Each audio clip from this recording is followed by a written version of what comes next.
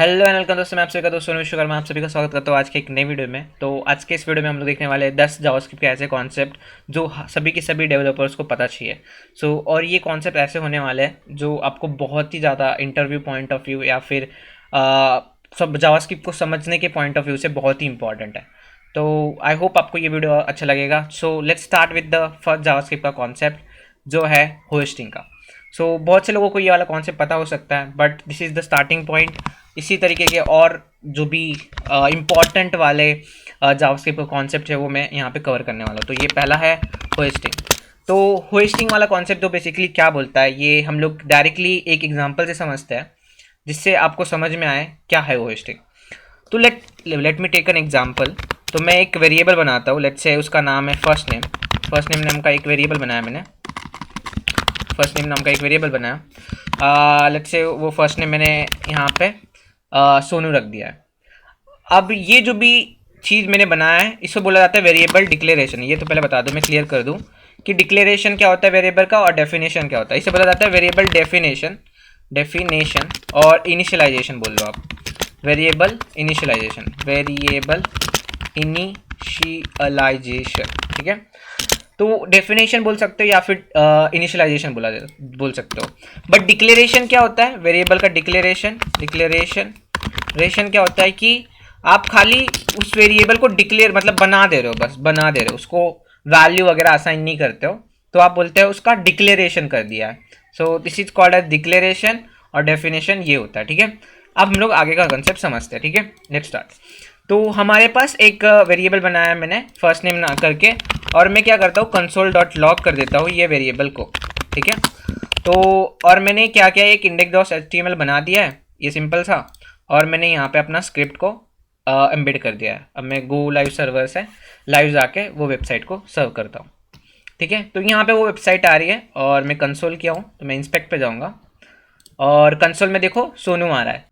I hope आपको ये simple सा एग्जांपल समझ में आया कि सोनू नाम है बस, तो आ जाएगा ये कंसोल में। बट मैं अब यहाँ पे एक ट्रिक करता हूँ, ये पूरा कंसोल पे 9 नंबर का जो भी कंसोल में है वो उठा के ये जो भी डेफिनेशन है उससे ऊपर मैं कंसोल करता हूँ। तो सबसे पहले मैं क्वेश्चन पूछता हूँ, इसका आंसर क्या एरर आएगा या फिर ये कुछ ना कुछ तो आउटपुट में देगा, पहले बताओ। तो कमेंट कर लिया होगा आपने या फिर आपको जो भी आंसर था वो आपने गेस कर लिया होगा। मैं बोलता हूँ इसका आंसर अनडिफाइंड आएगा। क्यों अनडिफाइंड आता है? बिकॉज ये कॉन्सेप्ट की वजह से आता है जो है होस्टिंग कॉन्सेप्ट। ये होस्टिंग कॉन्सेप्ट क्या बोलता है, जब भी आप कोई भी वेरिएबल वैर कीवर्ड से बनाओगे, क्या बोल रहा हूँ मैं, जब भी आप कोई वेरिएबल वैर कीवर्ड से बनाओगे तो उसका जो भी डिक्लेरेशन होगा मतलब क्या, ये वाला डिक्लेरेशन वो ऑटोमेटिकली शिफ्ट हो जाएगा टॉप ऑफ द कोड। मतलब क्या हुआ, ये बैकग्राउंड में जब भी मैंने ऐसा लिखा तो टॉप ऑफ द कोड उसको ये मिला वैर फर्स्ट नेम इसके टॉप ऑफ द कोड मिला। इससे वजह से क्या हुआ, और उसकी कोई वैल्यू नहीं थी इसलिए वो अनडिफाइंड था। इसलिए मैंने जब फर्स्ट नेम को प्रिंट किया 6 नंबर लाइन पे, हमें अनडिफाइंड आउटपुट में आया। मैं इसको शो कर देता हूँ, देखो अनडिफाइंड ही आएगा अभी भी, देखो अनडिफाइंड आ रहा है। मतलब इसने बैकग्राउंड में जावास्क्रिप्ट ने क्या किया, जो भी वैर कीवर्ड से जो भी वेरिएबल बनाया था मैंने, वो ऑटोमेटिकली उसका डिक्लेरेशन जो भी है ऊपर शिफ्ट कर दिया, जो भी कोड के पूरे कोड के टॉप में। तो ये हटा दोगे तो भी वो टॉप में है एक्चुअली, ठीक है। बट ये वाली चीज जो है लेट के साथ नहीं काम करेगी। लेट से आप बना लो, लेट से नेम बना लो, कुछ भी बना लो। लेट से मैं बोल ले रहा हूँ सोनू फिर से, और मैं क्या कर रहा हूँ अभी, इसको उठा के यही वाला चीज को उठा के इसके ऊपर लिख देता हूँ और बोल देता हूँ नेम को प्रिंट करो। अभी देखना क्या आएगा आपका, देखो एरर आ रहा है, देखो एरर आ रहा है। क्यों एरर आ रहा है, क्योंकि उसमें लिखा है नेम बिफोर इनिशियलाइजेशन। आपने यूज किया है उसको, नेम को बिफोर इनिशियलाइजेशन, आपने इनिशियलाइज नहीं है तो भी यूज कर रहे हो। तो ये चीज़ लेट और कॉन्स के साथ नहीं काम करती होस्टिंग वाली। देखो ये कॉन्स के साथ भी नहीं काम करेगी, मैं बना देता हूँ, देखो सेम एरर, राइट। मैं रिफ्रेश करके भी दिखा देता हूँ, सेम एरर आ रहा है, राइट। तो ये नेम बेसिकली लेट और कॉन्स के साथ काम नहीं करती है, बट वैर कीवर्ड जो भी है उसके साथ बहुत अच्छे से काम करती है। और इसे ही बोला जाता है होस्टिंग, जिसमें आपका वैर कीवर्ड का जो भी वेरिएबल होगा उसका declaration top of the code चला जाता है, पूरे के पूरे कोड के टॉप में। इसलिए अनडिफाइंड आपका आंसर आता है। तो ये वाला आपको समझ में आ गया होगा कॉन्सेप्ट, होस्टिंग इसे बोला जाता है। तो अब हम लोग ये कॉन्सेप्ट से बाहर निकलते हैं, दूसरा कॉन्सेप्ट समझते हैं जो बेसिकली है क्लोजर्स का। बहुत से लोगों को पता होगा या फिर नहीं पता होगा क्लोजर्स का। तो क्लोजर्स हम लोग देखते हैं जावास्क्रिप्ट में क्लोजर्स क्या होता है। तो बेसिकली क्लोजर का कॉन्सेप्ट बोलता क्या है। सो क्लोजर का कॉन्सेप्ट होता है कि एक फंक्शन के अंदर आप एक फंक्शन और रिटर्न करो, उसे बोला जाता है क्लोजर का कॉन्सेप्ट। तो मैं एक बताता हूँ एग्जाम्पल से, जिससे और अच्छे से समझ में आए क्लोजर का कॉन्सेप्ट होता क्या है। तो मैं क्या करता हूँ, एक फंक्शन बनाता हूँ, लेट्स से उसका नाम बोले तो मैं पैरेंट, आप कुछ भी बोल सकते हो। मैं पैरेंट नाम का एक फंक्शन बना रहा हूँ, पैरेंट नाम का फंक्शन बना रहा हूँ। उसमें ए आएगा इनपुट में मेरा, ठीक है, कुछ भी ले सकते हो, ए आएगा इनपुट में। और मैं क्या कर रहा हूँ, एक फंक्शन रिटर्न कर दे रहा हूँ यहाँ से, ये बात पैरेंट वाले फंक्शन में से। लेट्स से मैं बोल रहा हूँ फंक्शन चाइल्ड, या फिर आप डायरेक्टली फंक्शन करके इसको भी ऐसा रिटर्न कर सकते थे, बट मैं इसको नाम भी दे दे रहा हूँ चाइल्ड। लेट्स से चाइल्ड नाम दे दिया उसका। आपको नाम देना है तो दे सकते हो, नहीं तो एनोनिमस फंक्शन डाल सकते हो। ये एनोनिमस फंक्शन था, ठीक है। मैं चाइल्ड लिख देता हूँ यहाँ पे अभी के लिए, जिससे अच्छे से समझने में सिंप्लिसिटी आए। तो मैंने यहाँ पे पैरेंट बना, एक चाइल्ड बनाया। चाइल्ड बेसिकली रिटर्न हो रहा है पैरेंट में से, ठीक है। और मैं रिटर्न क्या कर रहा हूँ, रिटर्न में कर रहा हूँ जो भी चाइल्ड होगा वो बी इनपुट में लेगा और ए प्लस बी। और मैं क्या कर रहा हूँ, एक बड़े ध्यान से देखना, ए और प्लस बी देगा। तो पहला ये वाला एग्जांपल देखते हैं कैसा चलेगा, ठीक है। अब मैं क्या करता हूँ, ये पैरेंट फंक्शन को कॉल करता हूँ, ठीक है। पैरेंट फंक्शन को कॉल करता हूँ, उसमें एक ए पास कर देता हूँ एज ए 2। तो मेरे को पता है ये पैरेंट फंक्शन मुझे क्या रिटर्न करेगा, एक फंक्शन रिटर्न करेगा। तो मैं क्या कर लेता हूँ, उसको स्टोर कर लेता हूँ एक कांस्टेंट वेरिएबल में, क्योंकि फंक्शन तो कांस्टेंट होगा। कांस्टेंट वेरिएबल में मैं क्या रख कर लेता हूँ, मेरा चाइल्ड को स्टोर कर लेता हूँ, ठीक है। अब मैं क्या करता हूँ, एक बार देखना बड़े ध्यान से, console.log मैं कर देता हूँ चाइल्ड को। अब आप ऐसा करता हूँ मैं, तो आपको मैं आउटपुट में दिखाता हूँ एक फंक्शन आ रहा है। जो फंक्शन क्या है, बेसिकली चाइल्ड वाला फंक्शन है, दिख रहा है। मैं फिर से कंसोल में जाता हूँ, देखो चाइल्ड वाला फंक्शन और रिटर्न ए प्लस भी कर रहा है, क्योंकि मैंने पूरे के पूरे फंक्शन को प्रिंट किया है। बट मेरे को फंक्शन के जो भी रिटर्न वैल्यू उसको प्रिंट करना हो तो मेरे को कॉल करना पड़ेगा और उसको वैल्यू भी देनी पड़ेगी, राइट। तो मेरे को देखो ना क्या आएगा आउटपुट में, देखना बड़े ध्यान से। मैं रन किया, 7 आउटपुट में आ रहा है। बट एक बड़े ध्यान से सुनो, पैरेंट फंक्शन को तो मैंने पहले ही कॉल कर दिया था, तो उसका जो भी ए वेरिएबल था वो तो बाय डिफॉल्ट चला जाना चाहिए था, राइट, वो गायब हो जाना चाहिए था। बट इसमें गायब नहीं हो रहा है। तो एक और चीज़ बताता हूँ, लेट से मैंने यहाँ पे एक और वेरिएबल बना दिया, लेट से बना लो या फिर वैर से, मैं लेट से बना रहा हूँ। लेट से वो है सी नाम का वेरिएबल, उसको वैल्यू मैंने बाय डिफॉल्ट दे दी है लेट से। तो मैंने सी दे दी है। अब मैं क्या कर रहा हूँ, प्लस सी कर रहा हूँ, प्लस सी कर रहा हूँ। अभी मैंने इसको सेव किया, पूरा का पूरा कोड सेम है। मैंने क्या बोला, पैरेंट को कॉल करना है, उसमें 2 पास कर देना। ए में आया 2 और पहले से इसमें सी की वैल्यू 3 था, और चाइल्ड को मैंने यहाँ पे पास किया 5, ठीक है। आप क्या करो, बड़े ध्यान से देखो। अब मैंने इसको रन किया, तो देखो 10 आंसर आ रहा है। अब 10 कैसे आ रहा है, 5 + 2 7, 7 + 3 10। बट यहाँ पे यार मैंने पैरेंट फंक्शन को तो कॉल कर दिया। आप सभी को तो पता भी होगा, कोई भी फंक्शन कॉल होने के बाद उसका जो भी वेरिएबल्स होते हैं वो गायब हो जाते हैं, राइट। तो सी कैसे एक्सेसिबल हो रहा है यहाँ पे, तो इस कॉन्सेप्ट को, ये वेरिएबल का स्कोप हो जाता है लेक्सिकल स्कोप, लेक्सिकल स्कोप, ठीक है। तो ये लेक्सिकल स्कोप में आता है। लेक्सिकल स्कोप का मतलब क्या, जो भी आप रिटर्न कर रहे हो फंक्शन, उसके लिए वो एक्सेसिबल होगा, उसके लिए वो एक्सेसिबल होगा। इसे बोला जाता है लेक्सिकल स्कोप। और ये पूरे के पूरे कॉन्सेप्ट को बोला जाता है क्लोजर।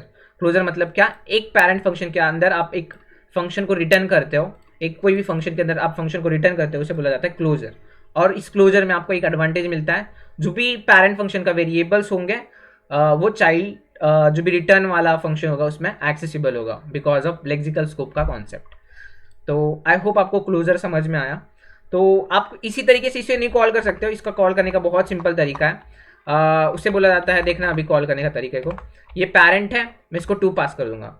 अब ये जो भी नेक्स्ट कॉन्सेप्ट जो बताने जा रहा हूँ मैं, उसे बोला जाता है, थर्ड वाला जो भी कॉन्सेप्ट है, करिंग बोला जाता है इसको, करिंग इन जावास्क्रिप्ट। अब करिंग मतलब क्या होता है, ये जो भी क्लोजर का कॉन्सेप्ट को एक्सटेंड कर दो।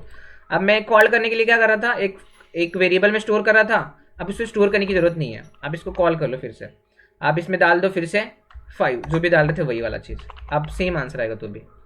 बट मैंने यहाँ पे प्रिंट नहीं किया है ना, console.log में डाल देता हूँ मैं इस चीज़ को, console.log और ये वाला पूरा चीज़, ठीक है। अब मैं इसको प्रिंट करता हूँ, मेरा 10 आंसर तो भी आएगा, राइट। तो ये होता है करिंग वाला कॉन्सेप्ट। करिंग मतलब क्या, आप क्लोजर का जो भी फंक्शन बनाए हो, उससे जो भी वैल्यू आ रही है उसका आपको स्टोर करने की जरूरत नहीं है, आप डायरेक्टली फिर से उसको कॉल कर दो, बिकॉज आपको पता ही है एक फंक्शन देगा, ये पूरा फंक्शन से रिप्लेस हो जाएगा फंक्शन को कॉल करने के लिए आप इस तरीके से कॉल कर सकते हो।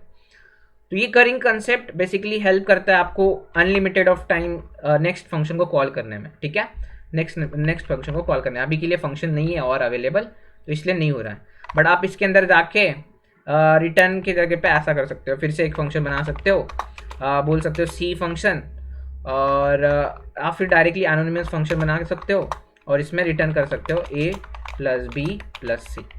अब मैं क्या करता हूँ, यहाँ पे सी भी ले लेता हूँ आउटपुट इनपुट में, और सी में इधर से लूँगा इनर फंक्शन से। अब मैं क्या करता हूँ, यहाँ पे आके सी भी दे देता हूँ, तो मेरा 12 आंसर आना चाहिए, तो 12 आंसर आ गया। तो इस कॉन्सेप्ट को बोला जाता है करिंग, मतलब एक ब्रैकेट के बाद दूसरा ब्रैकेट लगा सकते हो, इसको करिंग बोला जाता है। मतलब फंक्शन कॉल को चेन करना फंक्शन कॉल को, इसे करिंग कॉन्सेप्ट बोला जाता है। तो आई होप आपको क्लोजर करिंग या फिर लेक्सिकल स्कोप का कॉन्सेप्ट समझ में आया होगा। तो लेक्सिकल स्कोप कुछ नहीं है, जो भी रिटर्न करते हो फंक्शन, उसके लिए वो वैल्यू रिटेन रह जाती है, उसको पता रहता है कि क्या वैल्यू था। तो ये होता है, लाइक मैं यहाँ पे कुछ भी बना देता हूँ अभी के लिए, बट सी पहले से अवेलेबल है। तो आई होप आपको समझ में आया क्लोजर का कॉन्सेप्ट, करिंग का concept etcetera, and lexical scope का concept. Let's go to the next concept which is basically अब चालू करते हैं 4th नंबर का कॉन्सेप्ट, जो बेसिकली है प्रोटोटाइपिंग का कॉन्सेप्ट। अब इसमें हम लोग देखने वाले हैं प्रोटोटाइपिंग और प्रोटोटाइपल इनहेरिटेंस क्या होता है, ठीक है। बहुत इंपॉर्टेंट कॉन्सेप्ट है, बहुत से डेवलपर्स को पता हो या फिर ना हो, और जो भी बिगिनर्स रहते हैं उनको पता नहीं होता इन सभी कॉन्सेप्ट्स के नाम या फिर ये एक्चुअली होते क्या है। सो ये वीडियो का मोटिव वही है कि आपको वो कॉन्सेप्ट्स को डिलीवर करना इन सिंपल टर्म्स। तो अब देखते हैं प्रोटोटाइप क्या होता है एंड प्रोटोटाइपल इनहेरिटेंस क्या होता है, इनहेरिटेंस, ठीक है। तो ये कॉन्सेप्ट को आप देखते हैं। तो पहले तो समझते हैं यार प्रोटोटाइप क्या है। तो मैं प्रोटोटाइप को सिंपल टर्म में बताना चाहूँ, प्रोटोटाइप कुछ भी नहीं होता है, एक ऑब्जेक्ट होता है, ठीक है। एक ऑब्जेक्ट होता है, हर एक ऑब्जेक्ट का ऑब्जेक्ट होता है जो हर एक ऑब्जेक्ट से इनहेरिट किया जाता है, ठीक है। ये प्रोटोटाइप क्या है, ये एक ऑब्जेक्ट है जो बेसिकली ब्लूप्रिंट की तरह काम करता है, जो भी अदर ऑब्जेक्ट है जावास्क्रिप्ट में उसके लिए, ठीक है। मतलब मैं क्या कहना चाहता हूँ, कोई भी ऑब्जेक्ट है जावास्क्रिप्ट का, जावास्क्रिप्ट ऑब्जेक्ट लिख देता हूँ मैं, जावास्क्रिप्ट ऑब्जेक्ट है कोई भी, ठीक है। वो कभी भी ऐसा बनाया जाएगा जिससे ये जो भी प्रोटोटाइप होगा उस ऑब्जेक्ट के अंदर प्रेजेंट होगा।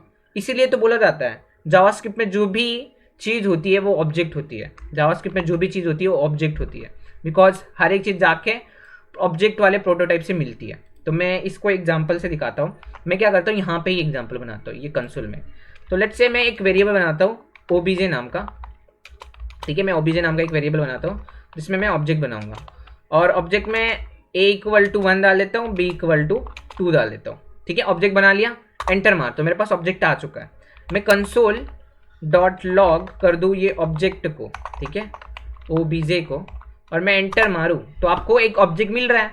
बट आपने को ओपन करके देखना है, इस ऑब्जेक्ट को ओपन करके देखा तो एक चीज़ देखो, एक चीज़ नोटिस करोगे, ऑटोमेटिकली एक प्रोटोटाइप नाम का चीज़ उसमें आ गया है। और प्रोटोटाइप है क्या, बेसिकली ऑब्जेक्ट है। तो मैंने क्या बोला, प्रोटोटाइप बेसिकली क्या होता है, ऑब्जेक्ट होता है जो एक ब्लूप्रिंट है हर एक ऑब्जेक्ट के लिए। तो ये एक ऑब्जेक्ट था, तो वो ब्लूप्रिंट हर एक ऑब्जेक्ट में लग जाता है, तो इसलिए प्रोटोटाइप उस ऑब्जेक्ट में लग गया।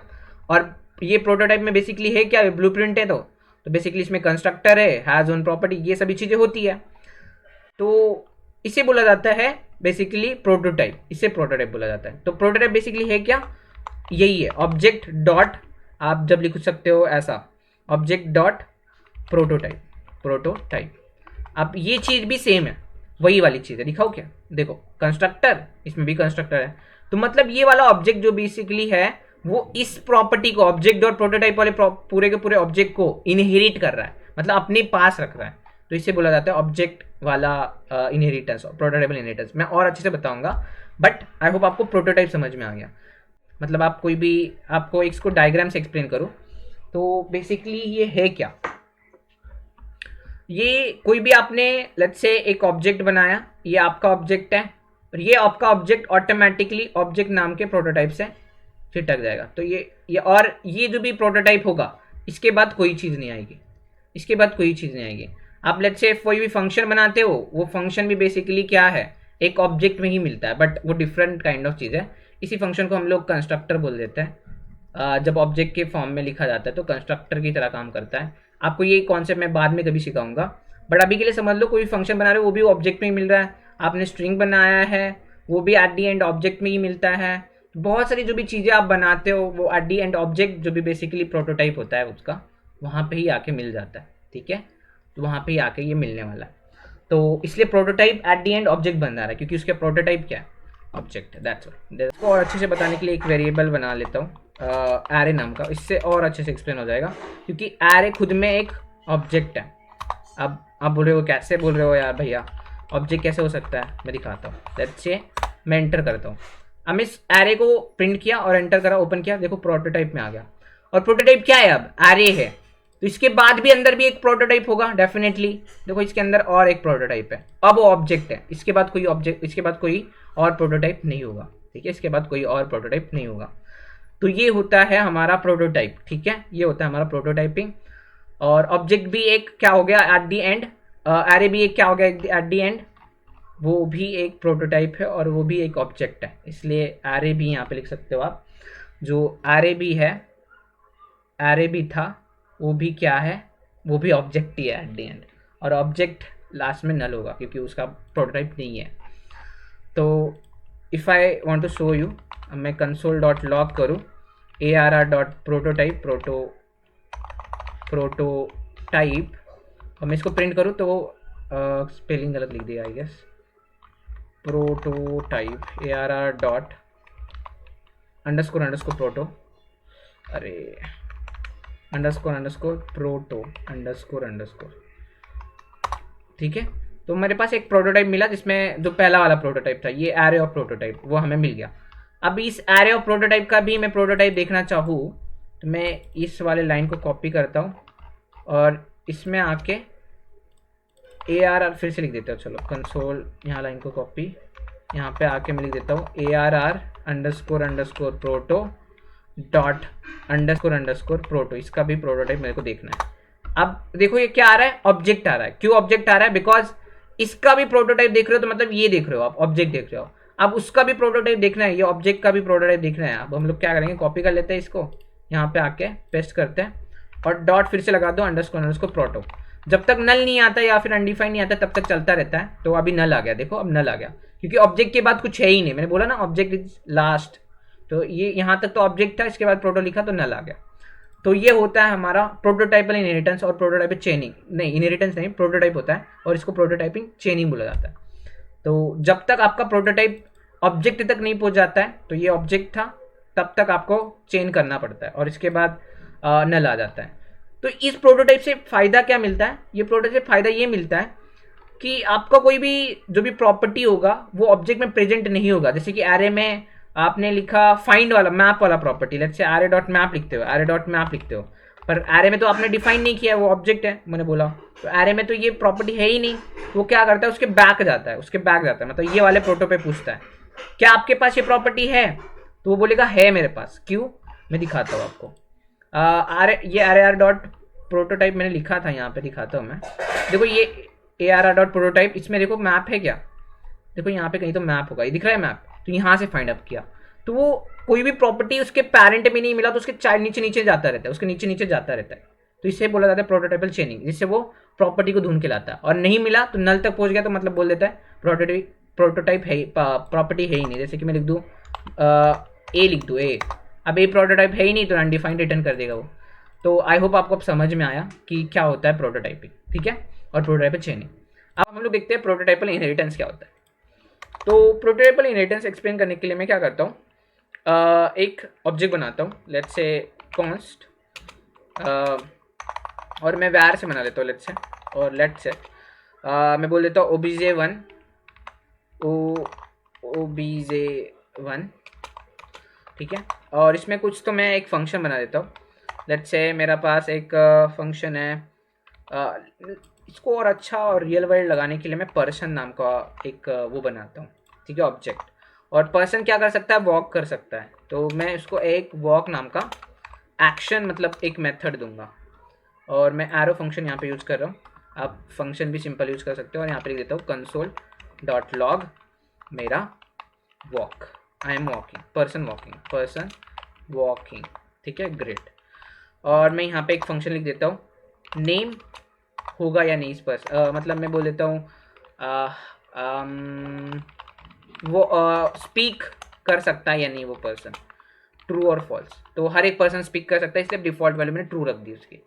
तो ये एक मेरे पास है, बट मैं क्या करूँ, मेरे पास एक और ऑब्जेक्ट है, लेट्स से वो है मेरा नाम, मैं खुद एक पर्सन हूँ, वो मैं हूँ, ठीक है। और मेरे पास कुछ तो है चीज़ें, लाइक मेरे पास कुछ प्रॉपर्टीज़ है, लेट्स से मेरा नाम हो सकता है, मेरा हाइट हो सकता है, अच्छी हाइट हो सकता है। तो मैं लिख देता हूँ कुछ, तो मैंने कुछ भी लिख रहा हूँ फेक 5 और समथिंग लिख दिया मैंने यहाँ पे 5.5 और समथिंग। तो मैंने यहाँ पे लिख दिया मेरा हाइट वगैरह, नेम वगैरह। अब मेरे को क्या करना है, ये वॉक वाला जो पर्सन का है वो इस वाले में डालना है, ये वाले ऑब्जेक्ट में डालना है। तो ये वाले चीज को बोला जाता है प्रोटोटाइपल इनहेरिटेंस, ठीक है। ये कैसे डालेंगे, इनहेरिट करना है मेरे को पर्सन के जो भी प्रॉपर्टीज है या फिर फंक्शन है मेरे सोनू नाम की उसमें। तो ये कैसे करेंगे, बिफोर दैट मैं क्या करता हूँ आपको थोड़ी चीजें दिखाता हूँ इसका। अब मैं कंसोल डॉट लॉग करूँ और मैं लिखूँ सोनू डॉट वॉक, तो आपको वॉक नाम का फंक्शन को कॉल करूँ तो आपका अनडिफाइंड आएगा, बिकॉज वॉक नाम का फंक्शन उसमें है ही नहीं। बट मेरे को पर्सन में से वो बोरो करके इसमें लाना है, मतलब इनहेरिट करके इसमें लाना है पर्सन के पूरे प्रॉपर्टीज को। तो इसे कैसे करेंगे, तो हमें यूज आता है प्रोटोटाइपल इनहेरिटेंस। तो let me show you how to do it, prototypal inheritance, ठीक है। तो कैसे करेंगे हम लोग बोलेंगे Sonu dot underscore underscore proto underscore underscore, मतलब मैं अपना प्रोटोटाइप में उस पर्सन को डाल दूंगा, पर्सन में को डाल दूंगा। अब मेरे पास वो प्रोटोटाइप का, क्योंकि प्रोटोटाइप बेसिकली क्या होता है, वो हर एक ऑब्जेक्ट के अंदर होता ही होता है। तो मैं क्या करूँ, हर एक ऑब्जेक्ट के अंदर का जो भी प्रोटोटाइप उसमें पर्सन भी प्रोटोटाइप डाल दे रहा हूँ, पर्सन भी एक ऑब्जेक्ट डाल दे रहा हूँ। तो अब मैं एक चीज करके दिखाता हूँ, मैं कंसोल डॉट लॉग करूँ और सोनू को अब मैं प्रिंट करके दिखाऊँ, तो उसके अंदर एक प्रोटोटाइप है। प्रोटोटाइप के अंदर देखो क्या है, स्पीक और वॉक भी आ रहा है, स्पीक और वॉक आ रहा है। जो कहाँ से आ रहा है, वो आ रहा है बेसिकली इधर से, इसके प्रॉपर्टीज आ गए प्रोटोटाइप के अंदर, और उसका भी प्रोटोटाइप है, ये वाले पूरी चीज का भी प्रोटोटाइप था, तो यहाँ पे प्रोटोटाइप आ गया, ठीक है। अब मैं बोलूँ Sonu dot walk, Sonu dot walk walk, और इसको कॉल कर दूँ, अब मैं वॉक कर सकता हूँ, ठीक है, पर्सन इज वॉकिंग। अब अनडिफाइंड क्यों आ रहा है, क्योंकि कंसोल का कुछ रिटर्न नहीं आ रहा है इसलिए, but this is that thing. आप वॉक कर सकते हो। अनडिफाइंड क्यों आया, क्योंकि वॉक फंक्शन कुछ रिटर्न नहीं कर रहा है, वॉक फंक्शन रिटर्न नहीं कर रहा है, बट हम लोग कंसोल के अंदर लिखे है वो चीज़, तो इसलिए अनडिफाइंड आया बाद में, और ये कंसोल का वॉकिंग आ रहा है। तो इसे बोला जाता है प्रोटोटाइपल इनहेरिटेंस, जिससे हमने पर्सन की प्रॉपर्टी सोनू में इंपोर्ट कर ली। और किससे किया, प्रोटोटाइप से, इसलिए प्रोटोटाइपल इनहेरिटेंस। आई होप आपको समझ में आया प्रोटोटाइप एंड प्रोटोटाइपल इनहेरिटेंस। सो अब देखते हैं फिफ्थ वाला कॉन्सेप्ट। जो फिफ्थ वाला कॉन्सेप्ट है वो बेसिकली है call, apply and bind function के बारे में। तो ये बाइंड फंक्शन एक्चुअली ये तीनों फंक्शन के बारे में है। तो मैं क्या करता हूँ, एक एग्जांपल से आपको ये तीनों फंक्शन का बताता हूँ, ये होते क्या है और बेसिकली काम क्या है इनका, ठीक है। तो ये कॉन्सेप्ट बहुत ही इंपॉर्टेंट है, ठीक है। तो मैं क्या करता हूँ, जो भी मैंने ऑब्जेक्ट बनाया, इस ऑब्जेक्ट को कॉपी कर लेता हूँ, बिकॉज ऑब्जेक्ट का ही ज़रूरत है यहाँ पे भी। मैंने इसको कॉपी कर लिया और अच्छे से इसको फॉर्मेट कर लेते हैं जल्दी से। फॉर्मेट डॉक्यूमेंट है क्या, यस फॉर्मेट डॉक्यूमेंट, या फॉर्मेटेड हो गया। और इस चीज़ों को हटा देता हूँ मैं और लिख देता हूँ फर्स्ट नेम। मैं उसमें प्रॉपर्टी डाल रहा हूँ first name, let's say first name है Sonu, and now I have last name also, last name let's say Vishwakarma, ठीक है। एंड मेरे पास एक फंक्शन भी है print full name, full name है, ठीक है, फुल नेम। और मैं यहाँ पे लिख देता हूँ console dot log, template string use करूँगा मैं, और लिख दूंगा dollar first name this dot first name. मतलब दिस मतलब क्या कर रहा है, यही वाला ऑब्जेक्ट जो भी पर्सन वाला ऑब्जेक्ट है उसको ही रेफर करना, वही वाले फर्स्ट नेम को, और एंड एक्चुअली, और यहाँ पे dollar last name this dot last name. आप डायरेक्ट भी लिख सकते थे, बट मैं ऐसा कर रहा हूँ जिससे मैं वही वाले ऑब्जेक्ट को पॉइंट आउट करा सकूँ और कॉन्सेप्ट बता सकूँ। और मैं अब क्या करता हूँ, अब मैं डायरेक्टली आके यहाँ पे person dot print full name कर देता हूँ, ठीक है। और मैं इसको आपको यहाँ पे आउटपुट में जाके दिखाता हूँ, ठीक है। आउटपुट में देखो क्या आ रहा है, सोनू विश्वकर्मा आ रहा है, राइट, जो आना चाहिए वही आ रहा है, ठीक है। अब ऐसा प्रॉब्लम आया कि मेरे को क्या करना है, यहाँ पे जो भी दिस कीवर्ड है वो बेसिकली ये वाले ऑब्जेक्ट, जो भी पर्सन ऑब्जेक्ट है उसके फर्स्ट नेम और लास्ट नेम को रेफर कर रहा है, राइट।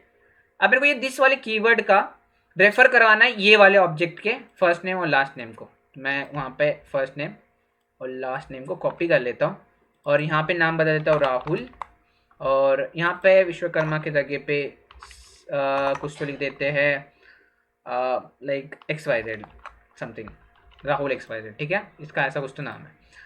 अब मेरे को दिस को पॉइंट आउट कराना है ये वाले ऑब्जेक्ट के फर्स्ट नेम और लास्ट नेम से, जिससे मैं यहाँ पे वाला दिस को जब भी मैं प्रिंट करूँ तो मेरे पे यहाँ पे आए राहुल XYZ, ना कि सोनू विश्वकर्मा। तो ये चीज़ को कैसे किया जाए, उस टाइम पे काम आता है दिस का जो भी रेफरेंस है, रेफरेंस ऑब्जेक्ट है, उसको बदलने के लिए हम लोग को ये तीनों फंक्शन काम में आते हैं। तो मैं आप दिखाता हूँ कैसे करेंगे। आप ऐसे लिख रहे थे, इसका ब्रैकेट हटा दो, डॉट लगा दो, कॉल, यहाँ पे कॉल फंक्शन को कॉल कर लो। अब एक कॉल फंक्शन जो होता है ना, बेसिक 2 आर्गुमेंट लेता है, बहुत इंपॉर्टेंट वाला है।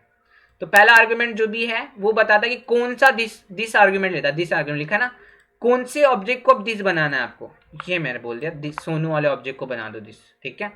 और मैं बोलूँगा उसके साथ मेरे को कोई भी इसी फंक्शन में, क्योंकि ये वाला फंक्शन अब कॉल होगा, अब मैं बोला कॉल मतलब ये वाला फंक्शन को कॉल करने वाला है वो, मैं इसी फंक्शन को कुछ भी आर्गुमेंट पास करना है, लेट्स से एज, मैं age and his age is dollar, जो भी एज है वो, ठीक है।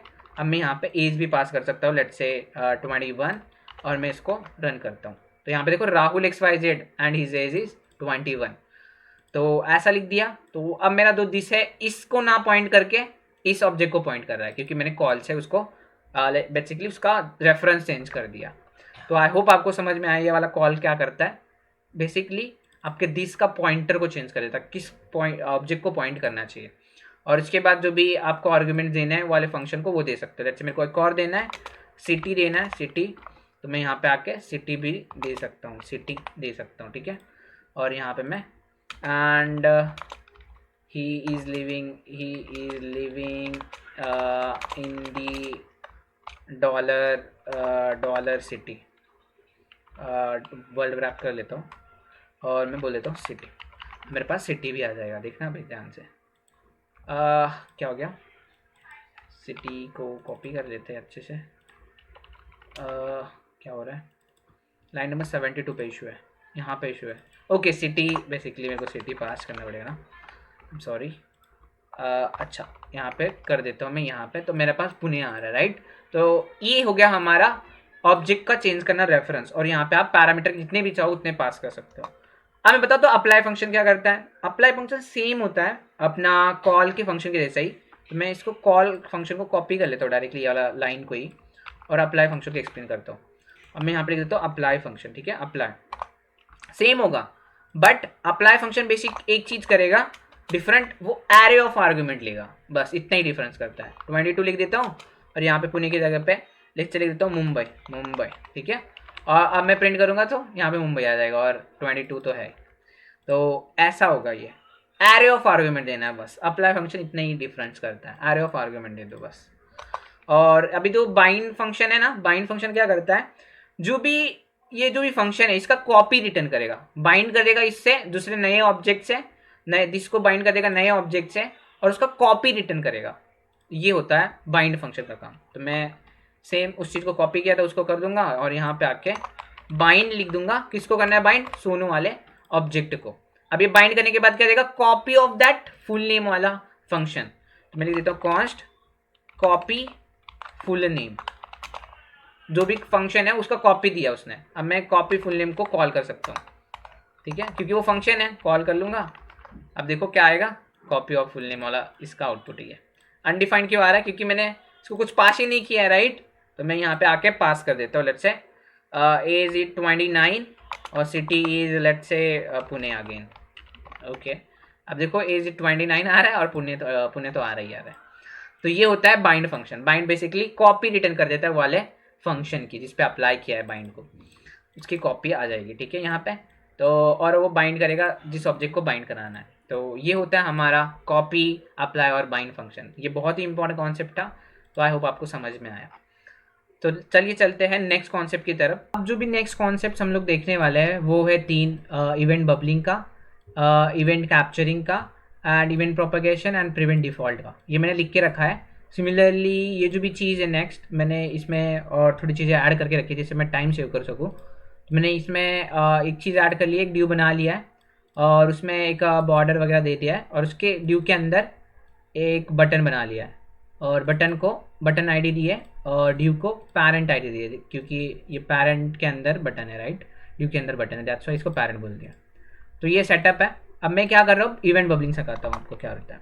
मैं एक कॉन्स्ट, मैं वो जो भी ये जो भी पैरेंट है और बटन है उसको यहाँ पे एज अ वेरिएबल इनहेरिट कर लेता हूँ by using document dot gate element by ID. इसका रेफरेंस यहाँ पे लेकर आ जाता हूँ मैं, बटन और उसका। तो मैं बोल देता हूँ पैरेंट ड्यू का रेफरेंस चाहिए मेरे को। पैरेंट ड्यू का रेफरेंस कैसे लूँगा, document dot gate element by ID, और यहाँ पे मैं आईडी दे दूँगा जो है मेरा पैरेंट, बस। और मैं ये हो गया आईडी देने के बाद, और मैं यहाँ पे बटन का भी रेफरेंस ले आता हूँ, document dot gate element by ID लिख के, और यहाँ पे आईडी btn दे देता हूँ। ठीक है, यहाँ पे देख सकते हो आप btn है और पैरेंट है। अब मैं यहाँ पे आता हूँ और पैरेंट और btn लिख दिया मैंने, सही है। मैं एक बार कंफर्म कर लेता हूँ, जस्ट कंसोल डॉट लॉग लगा के पैरेंट ड्यू, यहाँ पे आता हूँ। तो यहाँ पे देखो पैरेंट ड्यू आ रहा है, मतलब ये सही से काम किया उसने। यहाँ पे अब मैं बटन को भी चेक कर लेता हूँ एक ही बार में। यहाँ पे अब क्लिक मी बटन को भी पॉइंट कर रहा है सही से। तो ये तो हो गया, हमने पॉइंटर्स निकाल लिए उसके। अब मैं बताता हूँ इवेंट बबलिंग क्या काम है, इवेंट बबलिंग होता क्या है। हाँ ठीक है, इवेंट बबलिंग मैं आप बताता हूँ, ठीक है, बड़े ध्यान से देखना। मैं यहाँ पे क्या करता हूँ, अब मैं लिख देता हूँ पैरेंट में एक क्या करता हूँ, मैं इवेंट लिसनर लगाता हूँ, इवेंट ऐड इवेंट लिसनर। तो और यहाँ पे लिख देता हूँ मैं क्लिक इवेंट लगा देता हूँ मैं, ठीक है, क्लिक इवेंट लगा दिया। और मैं यहाँ पे क्या करता हूँ कि एक और फंक्शन को कॉल कर देता हूँ और लिख देता हूँ console dot log parent click, ठीक है, ऐसा लिख दिया कुछ। तो सिमिलरली मैं क्या करता हूँ, यही चीज़ को कॉपी करके बटन को भी इवेंट लिस्टनर लगा देता हूँ और यहाँ पे लिख देता हूँ बटन क्लिक। अब इवेंट बबलिंग का कॉन्सेप्ट क्या बोलता है, इवेंट बबलिंग का कॉन्सेप्ट बोलता है जो भी इवेंट को, जो भी आपने इवेंट लगाया है और उस ऑब्जेक्ट पे आपने वो वाला इवेंट परफॉर्म किया, तो वो इवेंट प्रोपेगेट करेगा फ्रॉम चाइल्ड टू पैरेंट। तो क्या बोला मैंने, जो भी इवेंट लगाया होगा आपने उस पर्टिकुलर ऑब्जेक्ट पे और पर्टिकुलर ड्यू या फिर कुछ ही HTML के टैग पे, वो प्रोपेगेट करेगा फ्रॉम चाइल्ड टू पैरेंट की तरफ। तो इसकी कॉन्सेप्ट को दिखाने के लिए मैं क्या करता हूँ, मैं अभी के लिए ये वाला हटा देता हूँ और मैंने क्या लगाया, पैरेंट ड्यू पे क्लिक मी लगाया। पर देखना क्या होगा, अब मैं क्लिक इस पे करूँगा, बटन पे क्लिक करूँगा, बट मैंने बटन पे क्लिक लगाया ही नहीं है क्योंकि कमेंट आउट किया है। पर देखना क्या होना, अभी क्या होगा, क्या लिख क्या है, पैरेंट क्लिक। क्यों, क्योंकि इवेंट प्रोपेगेट हुआ फ्रॉम चाइल्ड टू पैरेंट। उसने चाइल्ड पे नहीं देखा तो ऊपर देखा वो इवेंट है क्या होगा, तो उसने क्लिक करा दिया, राइट। क्योंकि यहाँ पे क्लिक किया तो पैरेंट वाला क्लिक हो रहा है, मतलब क्या हो रहा है, चाइल्ड टू पैरेंट की तरफ जा रही है। इसे बोला जाता है इवेंट बबलिंग। और इस चीज़ को मैं डेमोन्स्ट्रेट करने के लिए अभी दिखा देता हूँ एक चीज़। अभी देखना, अब मैं ये चीज़ को करूँगा तो देखो पहले किसका आया, बटन क्लिक, उसके बाद parent click, child to parent गया, पहले बटन क्लिक हुआ उसके बाद अब इस पर क्लिक करो तो भी देखना बड़े ध्यान से। अब इसका ही होगा क्योंकि इसका ही क्लिक कर रहे हो, राइट। अब मैं जब चाइल्ड से करूँगा तो पहले चाइल्ड कॉल होगा उसके बाद पैरेंट कॉल होगा, तो इसे बोला गया इवेंट बबलिंग। अब मैं दिखाता हूँ इवेंट कैप्चरिंग क्या होता है। यही पूरा चीज़ कॉपी कर लो, ठीक है, यही पूरा चीज़ कॉपी कर लो, ऊपर वाला चीज़ को कमेंट करा देता हूँ। इवेंट बबलिंग समझ में आ गया। अब इवेंट कैप्चरिंग सिखाता हूँ, बस यहाँ पे एक ट्रू लगा दो, उससे क्या होता है, इवेंट कैप्चरिंग जो भी है अनेबल हो जाती है, ट्रू लगा दो। अब बबलिंग में क्या होता था, चाइल्ड टू पैरेंट आता था, अब पैरेंट टू चाइल्ड आएगा। अब देखना बड़े ध्यान से, अब मैं क्या करता हूँ, पैरेंट को क्लिक करता हूँ, देखना पैरेंट को क्लिक किया, पैरेंट आया, ठीक है। अब देखना मैं इसको क्लिक कर रहा हूँ, क्या आना चाहिए, क्लिक में आना चाहिए था, ठीक है। मैं इसको रिफ्रेश करता हूँ, अब मैं इसको क्लिक करता हूँ, देखो क्या आया, पैरेंट टू चाइल्ड, पहला पैरेंट कॉल हुआ, पर मैंने किसको क्लिक किया था, पहले चाइल्ड को क्लिक किया है। देखना बड़े ध्यान से, क्लिक मी चाइल्ड को क्लिक किया, बट कॉल कौन हुआ, पैरेंट कॉल हुआ। तो इसे बोला जाता है कैप्चरिंग, इवेंट कैप्चरिंग, उल्टा होता है बस, parent to child event propagate करता है, event propagation from parent to child होता है, इसे इवेंट कैप्चरिंग बोला जाता है। बहुत ईजी, राइट। तो ये दोनों एग्जाम्पल से आई होप आपको क्लियर हो गया होगा। तो हम लोग देखते हैं नेक्स्ट कॉन्सेप्ट जो है बेसिकली इवेंट प्रोपेगेशन को स्टॉप करना एंड प्रिवेंट डिफॉल्ट का कॉन्सेप्ट।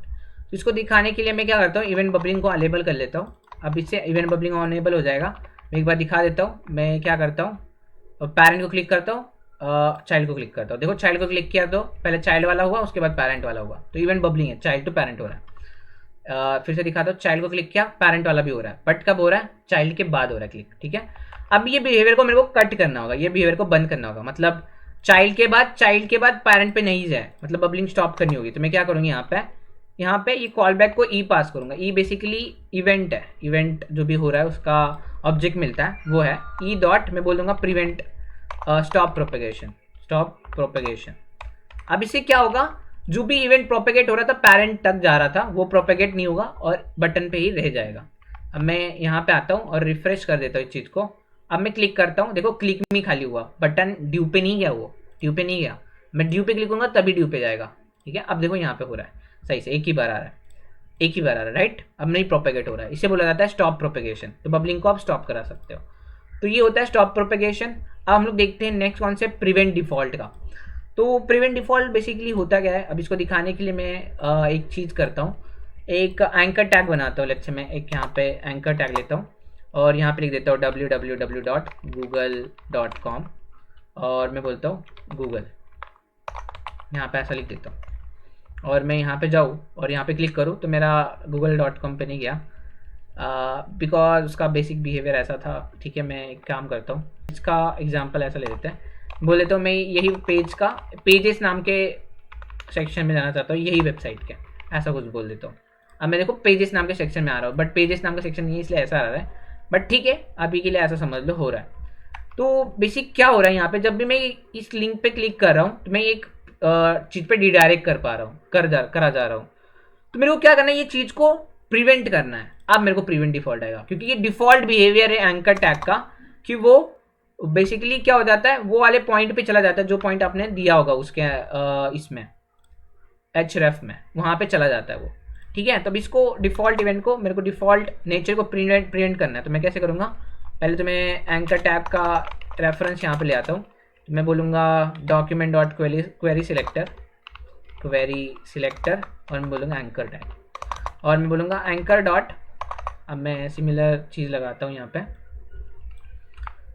यहाँ से उठा के यहाँ पे ए लिख देता हूँ और जो भी कभी क्लिक होगा तब मेरे को क्या करना है, ई ले लूँगा और यहाँ पे बोलूँगा प्रिवेंट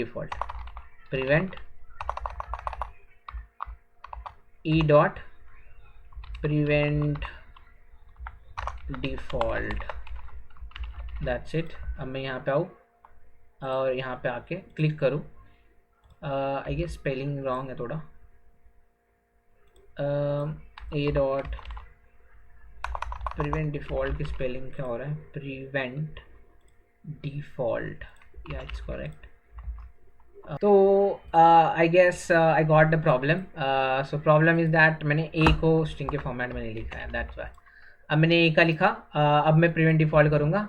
अब मैं यहाँ पे जाऊँ और रिफ्रेश करूँ और इसको क्लिक करूँ तो देखो क्लिक हो रहा है, वो क्लिक हो रहा है, बट अब वो पेजेस नाम के उस पर जा नहीं रहा है, दिख रहा है। तो मैंने क्या कर दिया, उसका प्रिवेंट कर दिया जो भी डिफ़ॉल्ट नेचर था, तो इसे बोला जाता है प्रिवेंट डिफ़ॉल्ट। सो आज के वीडियो में बस इतना ही। तो हमने 8 कॉन्सेप्ट देखे जो बेसिकली 10 कॉन्सेप्ट के इक्वल है, क्योंकि हमने जो भी प्रोटोटाइपिंग का कॉन्सेप्ट देखा उसमें प्रोटोटाइपल इनहेरिटेंस भी देखा, प्रोटोटाइप का चेनिंग भी देखी, तो वो बेसिकली कॉन्सेप्ट सभी मिला के हमारे पास 10 कॉन्सेप्ट हो गए। तो this is about प्रोटोटाइपल inheritance and प्रोटोटाइपल चेनिंग। यहाँ पे जब देखा उसमें ही हमारे 3 कॉन्सेप्ट कवर हो चुके थे। तो हमारा total 10 concepts of the JavaScript खत्म हो गया है, जो बेसिकली पहला है होस्टिंग का, क्लोजर्स का, देन हमने करिंग का कॉन्सेप्ट देखा, देन प्रोटोटाइप का देखा, प्रोटोटाइपल चेनिंग देखा, प्रोटोटाइपल इनहेरिटेंस देखा, उसके बाद हमने देखा कॉल, बाइंड और अप्लाई का कॉन्सेप्ट देखा, देन हमने देखा इवेंट बबलिंग का कॉन्सेप्ट, इवेंट कैप्चरिंग का कॉन्सेप्ट, देन हमने देखा event propagation, prevent event default वाला कॉन्सेप्ट, तो प्रिवेंट डिफॉल्ट का कॉन्सेप्ट। तो ये सभी कॉन्सेप्ट मिला के हमारे 10 इंपॉर्टेंट जावास्क्रिप्ट के कॉन्सेप्ट हो गए, वो बहुत ही इंपॉर्टेंट चीज़ है। तो आई होप आपको बहुत अच्छा लगा हो ये वीडियो और बहुत सारा नॉलेजेबल और नई चीज़ें सीखने को मिली होगी। तो इसी तरीके की नई वीडियोज़ के लिए हमारे चैनल को सब्सक्राइब करना मत भूलना और thank you for watching, bye bye.